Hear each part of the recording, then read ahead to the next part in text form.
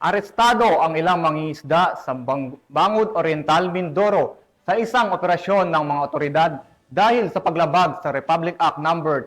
10654 na nagbabawal sa ilegal na pangingisda at nagsusulong ng pangangalaga sa mga yamang dagat.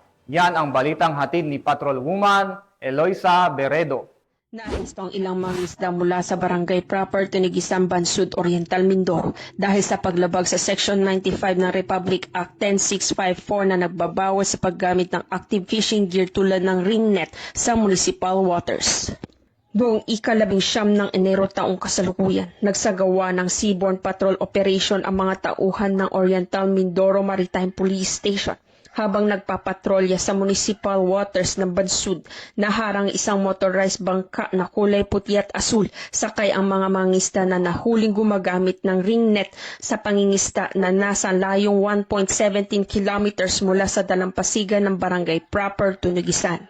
Ang mga naarestong mangingisda kasama ang mga nakumpiskang gamit ay agad na dinala sa Oriental Mindoro Maritime Police Station para sa kaukulang dokumentasyon at disposisyon.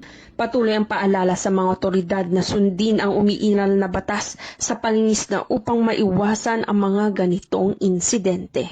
Mula dito sa Calapan City, Oriental Mindoro, ako ang inyong PNN correspondent, Patrolwoman Eloisa Joy B. Beredo, alagad ng batas, tagataguyod ng Balitang Huli.